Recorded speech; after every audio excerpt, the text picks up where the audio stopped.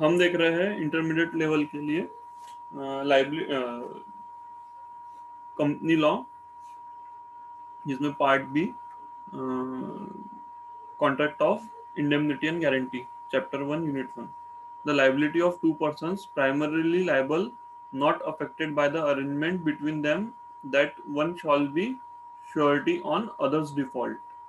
क्या बोलता है? Where two person contract with a third person to undertake a certain liability and also contract with each other। मतलब दो जन ने मिलके तीसरे से कॉन्ट्रैक्ट किया है, कोई लाइबिलिटी ली है, और जो दो जनों ने मिलके थर्ड से कॉन्ट्रैक्ट किया है, उन्होंने आपस में भी कोई कॉन्ट्रैक्ट किया है, contract with each other, that one of them shall be liable only on the default of the other, the third person not being a party to such contract। अब इन दोनों के आपस में जो सेकंड कॉन्ट्रैक्ट हुआ, उसमें थर्ड पार्टी नहीं है, जो थर्ड पर्सन है वो पार्टी टू कॉन्ट्रैक्ट नहीं है, उसका उस कॉन्ट्रैक्ट में कोई लेना देना नहीं है। The liability of each of such two partners to the third partner under the first contract is not affected by the existence of the second contract. अब जो सेकंड कॉन्ट्रैक्ट किया, उससे जो पहले जो कॉन्ट्रैक्ट हुआ था, उसमें जो लाइबिलिटी अराइज हुई थी, वो सेकंड कॉन्ट्रैक्ट होने की वजह से अफेक्टेड नहीं होंगी। Although third person may have been aware of its existence, भले थर्ड पर्सन को उसका आइडिया रहा होगा। एग्जांपल से समझते इस चीज को और क्लियरिटी आएंगी। A and B make a joint and several promissory note to C. अब क्या हुआ यहाँ पर? ए ने और बी ने क्या किया? एक प्रॉमिसरी नोट लिख के दिया। किसको? प्रॉमिसरी नोट लिख के दिया सी को, मिलके। ए प्लस बी दोनों ने मिलके। तो लाइबिलिटी किसकी है? ए की भी और बी की भी है, कि प्रॉमिसरी नोट जिस डेट करेंगे उस डेट पे वो क्या करे? सी को पेमेंट करे। साथ ही में क्या हुआ? A makes it in fact as a surety for B, और वहीं पे ए ने क्या किया? बी की गारंटी लिया। श्योरिटी है, ठीक है, गारंटी लिया कि अगर इस प्रॉमिसरी नोट में बी ने अगर पैसा नहीं दिया तो मैं दूंगा।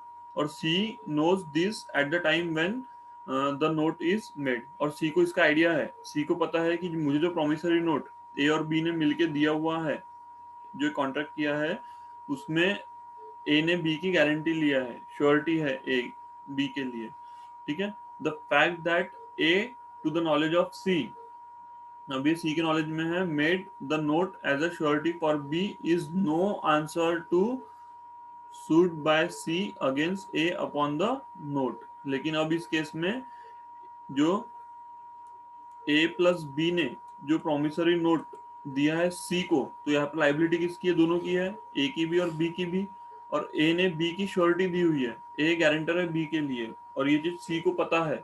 लेकिन ऐसा होने पर भी इनकेस अगर डिफॉल्ट होता है, तो सी किसको सू करेगा? ए को ए के पार्ट के लिए, बी को बी के पार्ट के लिए सू करेगा, केस फाइल करेगा, न कि दोनों का पैसा ए से मांगेगा, ठीक है।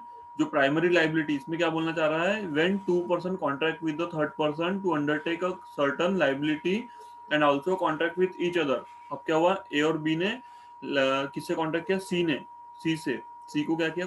एक प्रोमिसरी नोट दिया कि हम इस डेट पे आपको प्रॉमिस करते हैं कि हम पेमेंट करेंगे। साथ ही में also contract with each other, और दोनों ने आपस में कॉन्ट्रैक्ट कर लिया। क्या किया? ए श्योरिटी है बी के लिए, that one of them shall be liable only on default of other. अगर बी डिफॉल्ट करेगा तो ए पे करेगा। The third person not being a party to such contract, जो थर्ड पर्सन सी है, ये सेकंड जो कॉन्ट्रैक्ट हुआ इन दोनों में श्योरिटी का, उसमें पार्टी है क्या? नहीं। The liability of each of two person to the third person under the first contract is not affected. जो पहले यहाँ पर लाइबिलिटी आई है प्रोमिसरी नोट की, दोनों की, ए और बी की, ये अफेक्ट नहीं होंगी सेकंड कॉन्ट्रैक्ट होने की वजह से, श्योरिटी का कॉन्ट्रैक्ट होने की वजह से। पहली जो लाइबिलिटी अराइज हुई है प्रोमिसरी नोट से, वो क्या होंगी? वैलिड रहेंगी। बस इतना ये पॉइंट है। अब डिस्चार्ज ऑफ श्योरिटी, अगर आपने कहीं गारंटी देके रखा है, आप कहीं श्योरिटी हो, तो फिर आप उससे फ्री कब होंगे? डिस्चार्ज कैसे होंगे? A surety is said to be discharged when his liability as a surety comes to an end. The various modes of discharge of surety are discussed below। क्या बोलता है? By revocation of contract of guarantee। क्या हुआ? Revocation of contract of guarantee. जो आपने contract of guarantee दिया है वो क्या कर दिया? रिवोक कर दिया, वापस ले लिया। कैसे ले सकते हैं अपन आगे देखेंगे। The conduct of the creditor, conduct of creditor, creditor ने कुछ ऐसा किया जिस वजह से आपकी श्योरिटी खत्म होगी। क्या कर सकता है ऐसा? वो पैसा वापस दे दिया, जिस चीज के लिए आपने श्योरिटी दिया होगा, गारंटी दिया होगा, उसने खुद ने लोन भर दिया, उसने खुद ने जाके पैसा वापस पे कर दिया। हमने इसमें एग्जाम्पल लिया था लास्ट वीडियोज में, बैंक लोन का और साड़ी परचेज का, ठीक है। तो इस केस में उसने जाके अगर बोल दिया, रिवोक कर दिया कि भाई इसके आगे की गारंटी मेरी नहीं, तो जहां तक के गारंटी पीरियड में कुछ अगर कॉन्ट्रैक्ट में एक्सरसाइज हुआ होगा वहां तक के गारंटी वैलिड रहेंगी, उतने के लिए लायबल रहेगा, आगे के लिए नहीं रहेगा। कंडक्ट ऑफ क्रेडिटर, क्रेडिटर ने खुद ने, क्रेडिटर मतलब जिसके ऊपर लोन है या फिर जिसने खुद उधार माल लिया है, तो उसको क्या रहेगा, अगर खुद ने उसने पैसा दे दिया तो फिर श्योरिटी फ्री हो जाता है, डिस्चार्ज हो जाता है उसकी लाइबिलिटीज है। By invalidation of contract of guarantee, और अगर कॉन्ट्रैक्ट ऑफ गारंटी ही जो है वो क्या है, इनवैलिड हो गया है। ये कैसे होगा अपन आगे पॉइंट टू पॉइंट देखते हैं। सबसे पहले revocation of contract, contract revoke कैसे कर सकते हैं। Contract of guarantee, revocation of continuing guarantee bye notice, कैसे किया, रिवोक बाय नोटिस। सेक्शन 130 में लिखा है the continuing guarantee may at any time by revoke by the surety as to the future transaction, लेकिन किस चीज के लिए सिर्फ रोक सकता है, फ्यूचर ट्रांजेक्शन के लिए। उस डेट तक के, नोटिस देने की डेट तक के जो भी ट्रांजेक्शन हुए होंगे उसके लिए क्या वो लायबल रहेगा, यस, जिसने गारंटी दिया है श्योरिटी वो लायबल रहेगा नोटिस देने के पीरियड तक के जो भी ट्रांजेक्शन हुए होंगे उसकी गारंटी के अंडर, उसके आगे के लिए नहीं। उसने एक बार नोटिस दे दिया तो उसकी गारंटी रिवॉक होगी। अब उनके ऊपर चॉइस है कि बैंक को लोन देना है या नहीं देना है, फर्दर दुकानदार को माल बेचना है नहीं बेचना है, वो उनकी चॉइस है। ये अब श्योरिटी नहीं रहेगा आगे। A specific guarantee can be revoked only if the liability to principal debtor has not occurred।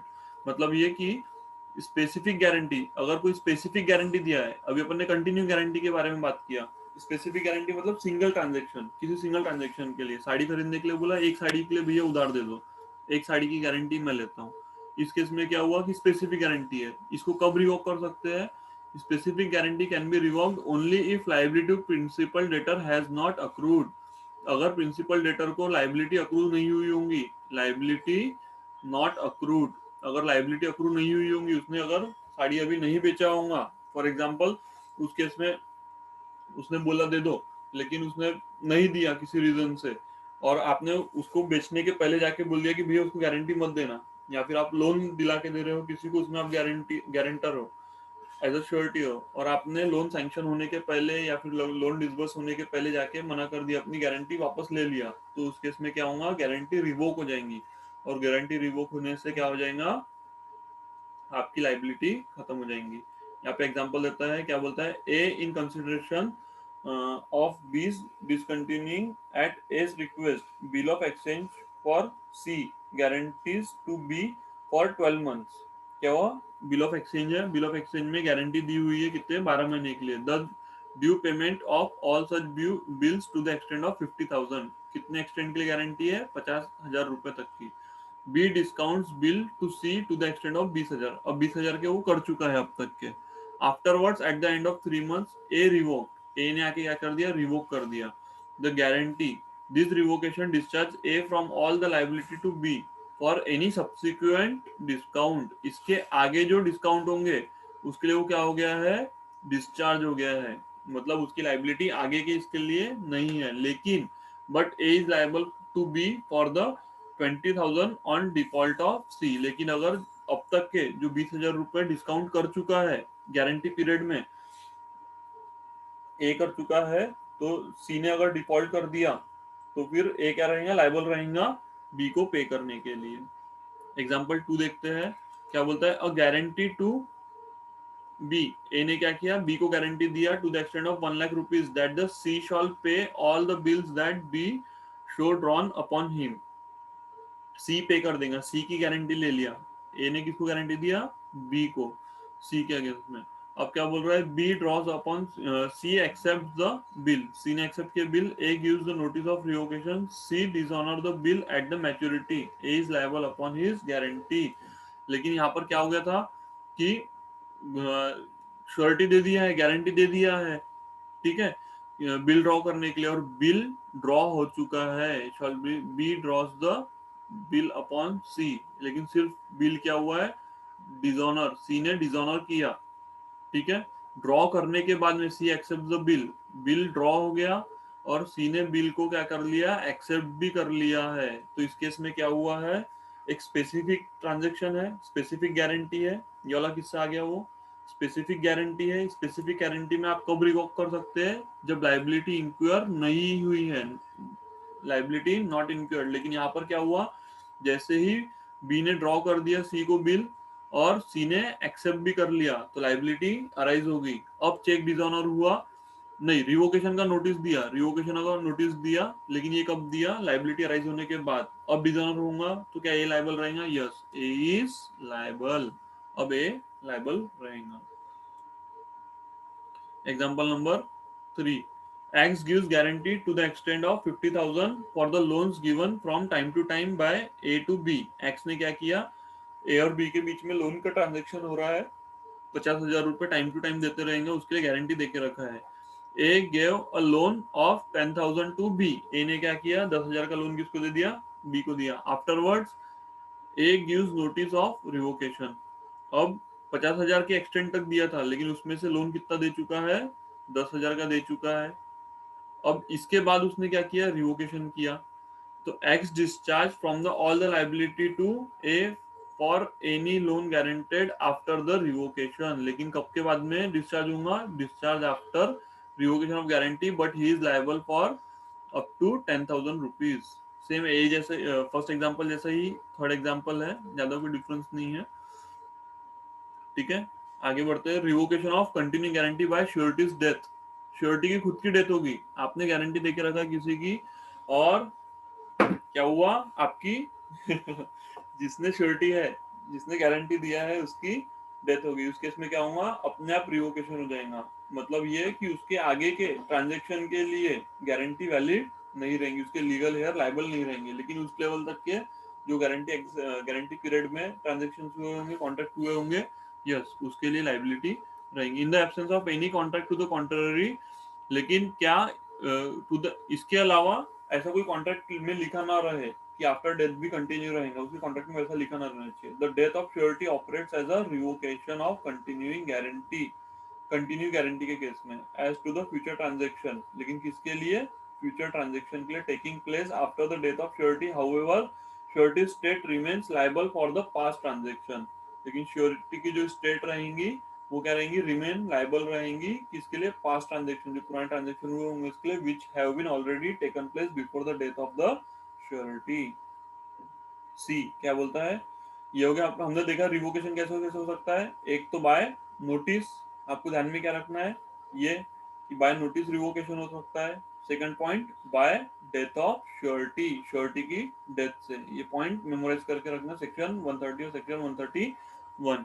अब होता है बाय नोवेशन। नोवेशन क्या होता है, सेक्शन 62 में लिखा है, the surety under the original contract is discharge if the fresh contract is entered into either between the same parties or between the other parties, consideration being the mutual discharge of the old contract। अगर आप कोई fresh contract में enter हुए हो और उसमें क्या हुआ है, म्यूचुअली आपने डिस्चार्ज कर दिया है ओल्ड कॉन्ट्रैक्ट को।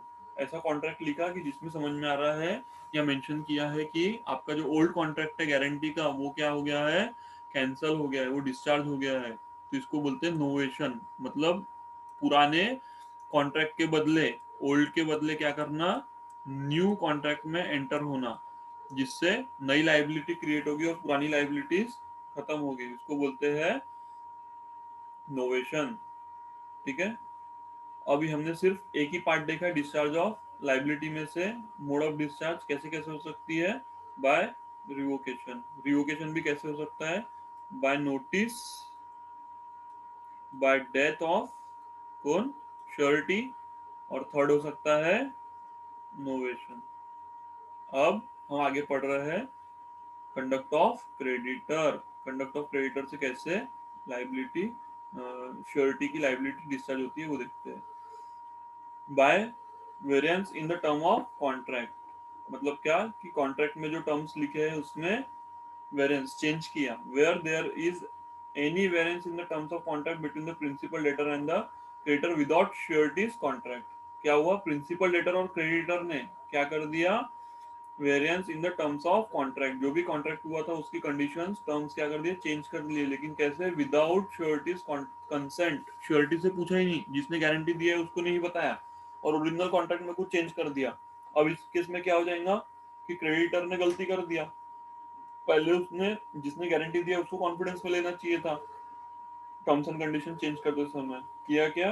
नहीं। तो इस केस में क्या हो जाएगा, वो उसकी लाइबिलिटी खत्म हो जाएगा। It would discharge the surety in respect of all the transaction taking place subsequent to such variance. लेकिन कब से? सब्सिक्वेंट टू सच वेरिएंस, वो चेंज होने के आगे के ट्रांजेक्शन के लिए श्योरिटी की लाइबिलिटी खत्म हो जाएंगी। उससे पहले कुछ ट्रांजेक्शन हुए होंगे, श्योरिटी लाइबल रहेगा। यस, डेफिनेटली लाइबल रहेगा। एग्जाम्पल देखते हैं इसमें। A becomes surety to C for the B's conduct as a manager in C's bank. Afterward, B and C contract without A's consent that the B's salary shall be raised and that he shall become liable for one fourth of the losses on the overdraft. B allows the customer to overdraw and the bank uh, loses a sum of money. A discharge from his suretyship by variance made without his consent. अब क्या हुआ, ए ने surety देके रखा था किसके, B और सी के कॉन्ट्रैक्ट में। अब क्या हुआ, विदाउट एज कंसेंट, ए को बताया ही नहीं और क्या किया, बी की सैलरी बढ़ा दी और उसको क्या कर दिया, and that he shawl become the liable for one fourth of the losses on the overdraft. अब जो भी उनके बीच में कॉन्ट्रैक्ट हुआ है ओवरड्राफ्ट का जो श्योरिटी का, उसमें लाइबिलिटी आ रही है, ए की बढ़ जा रही है। तो क्या अब ए लाइबल रहेगा? नहीं। A is discharge from his suretyship क्यों? क्यों? क्योंकि वेरिएंस विदाउट हिज कंसेंट, उसका कंसेंट लिए बिना कॉन्ट्रैक्ट में चेंजेस किए, and is not liable to make good this loss. अब जो भी लॉस हुआ है ऊपर का, वो ए भरने के लिए लाइबल नहीं है। Example 2, A guarantees C against the misconduct of B. A ने क्या बोला कि अगर बी ने कुछ मिसकंडक्ट किया तो वो सी को भर के देगा, भरपाई करेगा। If an office to which B is appointed by C. C कौन है?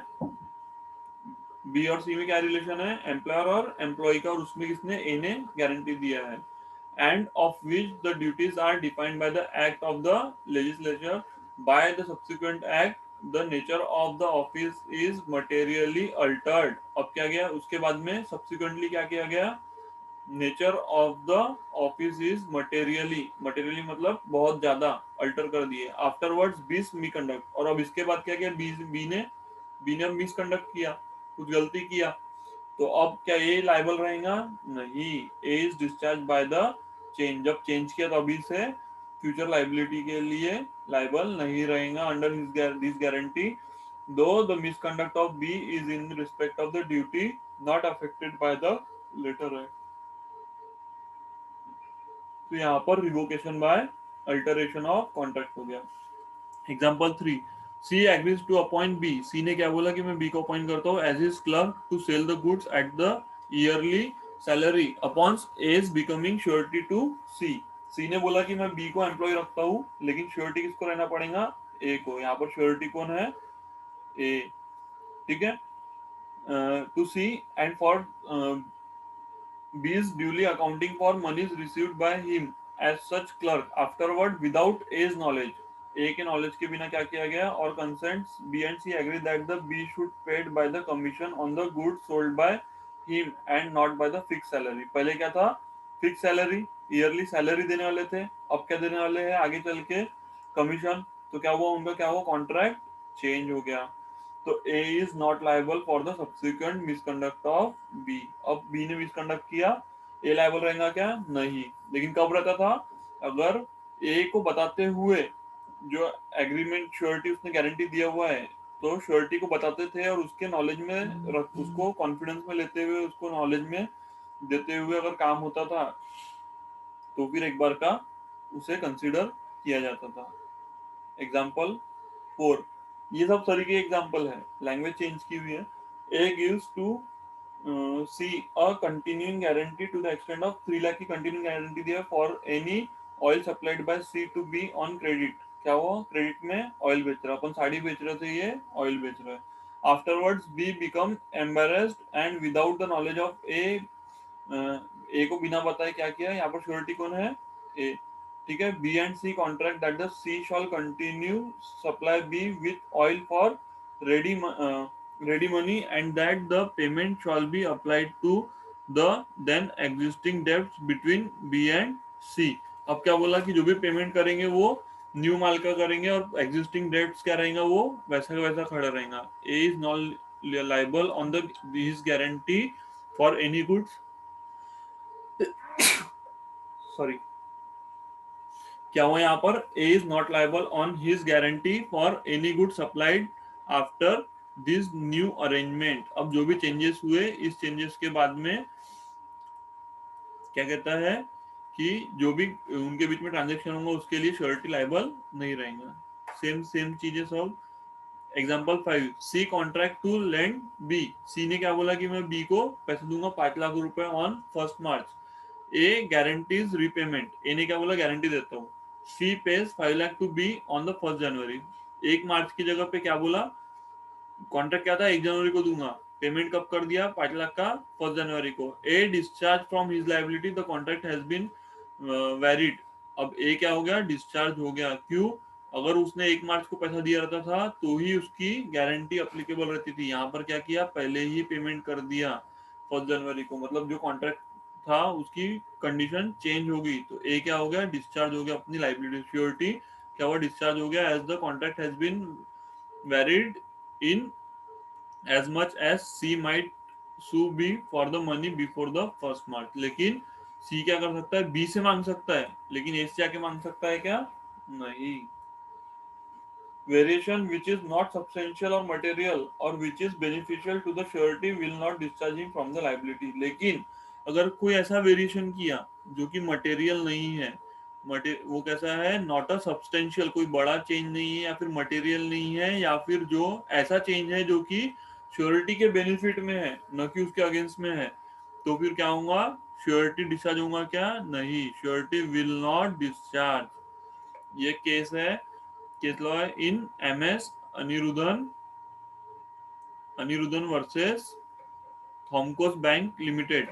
क्या बोलता है, the surety guaranteed the repayment of loan provided by bank to the principal debtor of only 25,000 rupees. Subsequently, the bank was willing to provide the loan only of 20,000। क्या हुआ, loan पहले 25,000 का दे रहे थे, अब लोन क्या किया, 20,000 का ही दे दिया। The principal debtor reduced the amount to 20,000 in the guarantees form and without intimation of surety gave it to the bank, which was then accepted on the default by the principal debtor. The court held that the surety's liability was not discharged as the alteration was beneficial to him and not the substantial। जो alteration किया गया, 25,000 की loan की जगह 20,000 ही loan दिया, तो surety की, जिसने श्योरिटी दिया, जिसने गारंटी दिया, उसकी लाइबिलिटी क्या हुई, कम हो गई, तो वो उसके बेनिफिशियल है, उसके हित में है, तो इसलिए क्या होगा, डिस्चार्ज होंगी क्या लाइबिलिटी, लाइबिलिटी डिस्चार्ज नहीं होंगी, मतलब लाइबिलिटी कंटिन्यू रहेंगी। जो श्योरिटी है वो लाइबल रहेगा पे करने के लिए 20,000 रुपए बैंक को। क्यों, क्योंकि गारंटी लिया था 25,000 रुपए के लिए, लेकिन लोन कितने का दिया, 20,000 का दिया, अच्छी बात है, कम का दिया, लाइबिलिटी कम आई, तो ये उसके बेनिफिट में ही था, तो लाइबिलिटी कंटिन्यू रहेंगी। यहाँ पर यही पे 25,000 की जगह 30,000 दे दिया रहता था तो नहीं, ये सब्सटेंशियली चेंज हो गया। इसमें क्या हो गया, उसकी उसे पूछे बिना अमाउंट ज्यादा दे दिया, तो इस केस में अब डिस्प्यूट हो सकता है ऐसा कि 25,000 तक के लिए वो लाइबल रहे या फिर पूरे 30 के लिए ना रहे। अब वो कोर्ट पे डिपेंड करता है कि किसके फेवर में जाता है। आगे हमने यहाँ पर देखा अभी वेरिएशन आ गए, ठीक है। Discharge by creditor, act of creditor में अपन देख रहे हैं variance in terms of contract, conduct of creditor में ए पॉइंट देखा। अब उसी में हम बी देख रहे हैं कि रिलीज और discharge by principal debtor. Principal debtor bank ने खुद ने बोल दिया कि ठीक है, अब आपके गारंटी की जरूरत नहीं है। The surety is discharge if the creditor enter into a fresh or new contract with the principal debtors by which the principal debtor is released. क्या हुआ है, बाय रिलीज और discharge of principal debtor the surety is discharge if the creditor, किसने भर दिया, creditor ने, creditor ने क्या कर दिया, कोई नया कॉन्ट्रैक्ट कर दिया प्रिंसिपल डेटर से, by with the principal debtor release, जिसमें पुराने वाले के लिए रिलीज कर दिया प्रिंसिपल डेटर्स को, या फिर or does any act or omission the legal consequences of which is the discharge of principal debtor, या फिर कोई ऐसा एक्ट किया या फिर गलती किया जिससे क्या हुआ, प्रिंसिपल डेटर डिस्चार्ज हो गया, और लीगल कॉन्सिक्वेंसेस के वजह से क्या हो गया, डिस्चार्ज हो गया। मतलब ऐसा कि उसको अब खुद को ही, ये कंडीशन क्या हो गई कि क्रेडिटर ने, समझो चीज को, क्रेडिटर ने क्या किया, क्रेडिटर मतलब जिसने लोन लिया, जिसने साड़ी लिया, इसमें क्या हो गया, उसने क्या किया, कुछ ऐसा कर दिया, कोई नया कॉन्ट्रैक्ट कर दिया कि वो खुद लायबल नहीं रहा प्रिंसिपल डेटर को देने के लिए, प्रिंसिपल डेटर को पे करने के लिए वो खुद लायबल नहीं रहा, तो उस केस में क्या होगा, श्योरिटी भी लायबल नहीं रहेगा। या फिर कोई ऐसा एक्ट कर दिया या फिर ऐसी गलती कर दी जिस वजह से लीगल कॉन्सिक्वेंसेस ये हुआ कि प्रिंसिपल डेटर को अब उसको खुद को पैसा नहीं देना है, जब उसको खुद को ही पैसा नहीं देने के लिए लायबल है वो, तो श्योरिटी खुद भी क्या होगा, रिवोक हो जाएगा, डिस्चार्ज हो जाएगा पेमेंट करने के लिए।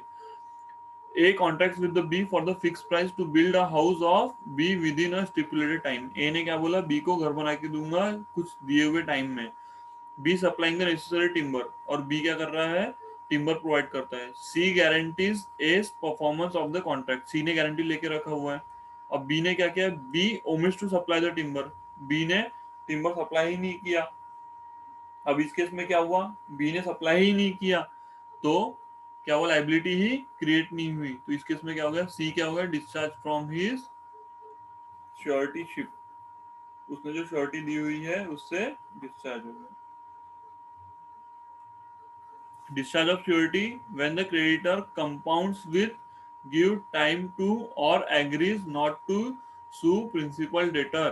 मतलब क्या हुआ, क्रेडिटर ने क्या किया, कंपाउंड्स विथ, कंपाउंड क्या मतलब सेटलमेंट कर लिया, ठीक है, गिव टाइम टू या फिर टाइम दे दिया, discharge of surety when the creditor compound with gives time to or agrees not to sue principal debtor, ठीक है, a contract between the creditor and the principal debtor. अब क्या हुआ, जो क्रेडिटर जिसने लोन लिया है और प्रिंसिपल डेटर जिसने लोन दिया है, बैंक, उसके बीच में क्या हो गया, कॉन्ट्रैक्ट हुआ, ठीक है, a contract between the creditor and principal debtor by which the creditor makes the composition with or promise to give time to or promise not to sue the principal debtor, discharge the surety unless the surety assent to such contract। क्या हुआ, composition में चले गए, या फिर promise कर दिया कि और टाइम देते हैं, ठीक है, तुम और टाइम देते हैं तुम्हें, तुम खुद भरो, या फिर प्रोमिसेस नॉट टू सू, या फिर ऐसा प्रॉमिस कर दिया कि कोई केस फाइल नहीं करेंगे आपके अगेंस्ट में, तो उस केस में क्या हो जाएगा, डिस्चार्ज होएगा श्योरिटी, श्योरिटी को लाइबिलिटी नहीं आएंगी उसको, और डिफॉल्ट होने पे जिसने गारंटी दिया है उससे पेमेंट करने की जरूरत नहीं है। लेकिन कब, अनलेस, कंडीशन क्या बोलता है कि उसने खुद ने, श्योरिटी ने असेंट ना दिया हो, उसने खुद ने अपना कंसेंट ना दिया हो, एग्री ना हुआ हो। अब यहाँ पे कंपोजिशन का मतलब क्या, if the creditor makes a composition with the principal letter without consulting the surety the letter is discharge. Composition inevitably involves variation of the original contract. क्या हुआ, वेरिएशन ओरिजिनल कॉन्ट्रैक्ट में change कर दिया and therefore surety is discharge. Composition हुआ, कुछ settlement हो गया, कुछ उसमें टर्म्स एंड कंडीशन में चेंज कर दिया प्रिंसिपल डेटर ने क्रेडिटर के साथ में विदाउट, अपन ने इससे पहले जो पढ़ा था यहाँ पर क्या था कि क्रेडिटर ने ये चीज किया है, ऊपर में जो हमने पढ़ा था यहाँ पर क्या था, यहाँ पर बात चल रही थी कि जो क्रेडिटर है, क्रेडिटर ने कुछ ऐसा किया कि terms of conduct, conduct of creditor जिसके लिए आपने गारंटी दिया है उसने चेंज किया। यहाँ पर क्या बात कर रहा है, इस पॉइंट में बता रहा है कि डेटर ने, प्रिंसिपल डेटर ने जिसने लोन दिया है उसने कुछ चेंज किया, कंपोजिशन किया है। If the creditor makes a composition with the principal debtor without consulting the surety the letter is discharge, surety की लायबिलिटी खत्म हो जाएंगी। प्रॉमिस टू गिव टाइम, क्या बोलता है, when the time for the payment of the guarantee that comes the surety has the right to require the principal debtor to pay off the debt accordingly। It is one of the duties of creditor toward the sureties not to allow the principal debtor more time for the payment। वैसे और time नहीं देना चाहिए creditor को principal debtor ने, लेकिन अगर ऐसा देता है टाइम प्रिंसिपल डेटर तो क्या होता है, श्योरिटी की लाइबिलिटी खत्म हो जाती है, ठीक है। When the time for payment of guarantee debt comes, the surety has the right to require the principal debtor to pay off the debt accordingly। it is one of the duty of the creditor toward the surety not to allow the principal debtor more time for the payment, और time देने की जरूरत नहीं है. Promise not to सू, क्या बोलता है कि केस नहीं करेंगे ऐसा प्रॉमिस कर रहा है. इफ द क्रेडिटर, क्रेडिटर मतलब जिसे लोन दिया है या फिर जिस जो बेनिफिशियरी है, under an agreement with the principal debtor promise not to sue him, कि क्रेडिटर ने बोल दिया है कि मैं प्रॉमिस कर रहा हूँ कि मैं प्रिंसिपल डेटर को केस फाइल नहीं करूंगा, मैं उसको सू नहीं करूंगा. द श्योरिटी डिस्चार्ज, यहाँ पर क्या हो गया, श्योरिटी जिसने गारंटी लिया हुआ है उसकी लाइबिलिटी खत्म हो जाएंगी. The main reason is that the surety is entitle at any time to require the creditor to call upon the principal debtor to pay off the debt. वैसे तो क्रेडिटर क्या कर सकता है, कभी भी पैसा मांग सकता है, लेकिन when it is due and this right is positively violated when the creditor promises not to sue to the principal debtor. जब जिसने माल बेचा उसी ने बोल दिया कि भैया मैं तेरे को सू नहीं करूंगा, मैं जिसने माल बेचा है, जिसने, क्रेडिटर मतलब कौन, क्रेडिटर मतलब जिसने लोन दिया है. शायद से इससे पहले मैंने उल्टा बोल दिया है, प्रिंसिपल डेटर्स को क्रेडिटर इंटरप्रेट कर दिया. क्रेडिटर मतलब जिसने लोन दिया है, जिसने माल बेचा है, उसने क्या बोल दिया कि मैं प्रिंसिपल डेटर जिससे, जिसको उधार दिया है, जिसे लोन दिया है, मैं इसे इसके ऊपर केस फाइल नहीं करूंगा, इसे सू नहीं करूंगा. तो उस केस में क्या होगा कि श्योरिटी की लाइबिलिटी खत्म हो जाएंगी. when it is due and this right is positively violated when the creditor promises not to sue the principal debtor. This is however subject to two important qualification. लेकिन दो क्वालिफिकेशन है. In the first place the promising not to sue should be distinguished from mere the forbearance to sue. मतलब ऐसा कि ऐसा नहीं कि उसे जोर जबरदस्ती से किया गया हो. A promise not to sue is engagement with ties the hands of the creditor. क्योंकि इसमें क्या हो जाएगा, अगर उसने बोल दिया कि मैं तेरे ऊपर केस फाइल नहीं करूंगा, तो इस केस में क्या हो जाएगा, उसके क्रेडिटर के हाथ बन जाएंगे. It is not the negatively refraining, ऐसा निगेटिवली रिफ्रेनिंग नहीं किया रहना चाहिए. Not exacting the money at the time, but it is act of the creditor depriving himself the power of suing. Section 137 incorporate this principle. Section 137 में लिखा हुआ है, अगर प्रॉमिस नॉट टू सू अगर क्रेडिटर कर रहा है जिसने उधार दिया है, तो प्रिंसिपल डेटर्स को तो उस केस में क्या हो जाएगा, डिस्चार्ज हो जाएगा surety.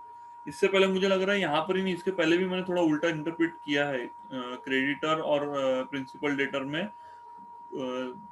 Release by or discharge of principal debtor. Principal debtor मतलब जिसे लोन दिया गया है. क्रेडिटर जिसने माल बेचा वो खुद क्या बोल रहा है, उसने क्या किया, कोई नया कॉन्ट्रैक्ट कर दिया, ठीक है, या फिर कोई एक्ट या ओमिशन किया है, ये सब उस हिसाब से इंटरप्रेट कर लेना. क्रेडिटर मतलब जो लोन दे रहा है, बैंकर. प्रिंसिपल डेटर जिसे लोन दिया गया है, जिसके अगेंस्ट में गारंटी दी गई है. Cases where the surety not discharge. अब ऐसे केसेस जहाँ पर श्योरिटी डिस्चार्ज नहीं होता है. एक मिनट देख लेते हैं ये कितना है.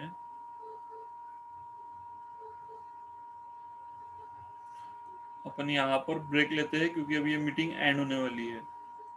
ठीक है, ये सेशन एंड होने वाला है. इसके आगे का राइट ऑफ श्योरिटी हमारे पास 5 मिनट है, उसमें इतना कवर नहीं होगा मेरे ख्याल से. देखते हैं, चलाते हैं जहाँ पर भी, यहाँ तक भी होता है. Surety not discharge when the agreement made with the third person to give time to principal debtor. Surety discharge नहीं हुआ कब, agreement made with the third person to give time to principal debtor. Where a contract to give time to principal debtor is made by creditor with a third person, किसी और third person से किया है, and not with the principal debtor, that surety is not discharge. ऊपर अपन ने क्या देखा था, टाइम किसको दिया, प्रिंसिपल डेटर को. लेकिन यहाँ पर अगर प्रिंसिपल डेटर से न करके थर्ड पर्सन से किया एग्रीमेंट, तो उस केस में श्योरिटी डिस्चार्ज होगा क्या, नहीं. Example, C holder of overdue bill of exchange drawn by A as surety for B. C क्या हुआ, सी को मिला है बिल ऑफ एक्सचेंज, किसने ड्रॉ किया, ए ने ड्रॉ किया. ठीक है, और गारंटी कौन लगा रखा है, B, and accepted by B, contract with M to give time to B. अब क्या किया, एम से कॉन्ट्रैक्ट किया, यहाँ पर उससे खुद से नहीं किया, डेटर क्रेडिटर में कॉन्ट्रैक्ट नहीं हुआ है, किसी हुआ, थर्ड पर्सन से हुआ, तो इसके में श्योरिटी डिस्चार्ज होगा क्या, not discharge. Second point, creditors forbearance to sue does not discharge surety. क्या हुआ, क्रेडिटर ने क्या किया, फॉरबिडेंस टू सू, मतलब उसने केस फाइल नहीं किया, तो surety, merely forbearance on the part of creditor to sue the principal debtor or enforce any other remedy। एक तो वो क्या किया, नहीं किया उसने forbearance, या फिर क्या किया, अदर रेमेडी, कोई और तरीके से पैसा वसूलने की कोशिश किया।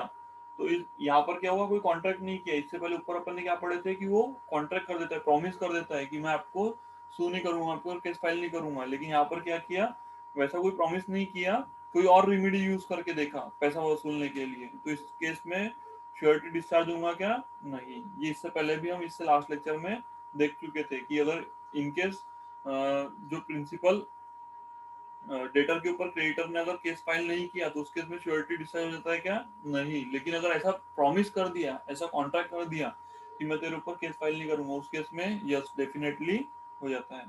एग्जाम्पल, बी ओज टू सी, बी को क्या करना है, सी को देना डेब्ट गारंटी बाय ए, और ए गारंटी देके बैठा है, द डेब्ट become payable, C does not sue B. अब क्या हुआ, सी को पैसा लेना था बी से, सी ओज टू सी, इसका मतलब क्या होता है, इसकी लैंग्वेज समझ लो, सी ओज मतलब बी ओज मतलब बी को देना है, किसे, सी को, ठीक है। C does not sue B for the year after the debt has become the payable, payable हो गया लेकिन फिर भी केस फाइल नहीं किया, A is not discharge from his suretyship, case file नहीं किया, इसका मतलब ये नहीं कि उसकी श्योरिटी की लाइबिलिटी खत्म हो गई। Discharge of surety by creditors act or omission impairing surety's eventual remedy. ये सेशन अभी एक्सपायर होने वाला है, हम यहाँ तक लेते हैं, इसके आगे का नेक्स्ट सेशन में लेते हैं। चलो डिसकंटिन्यू कर रहा हूँ।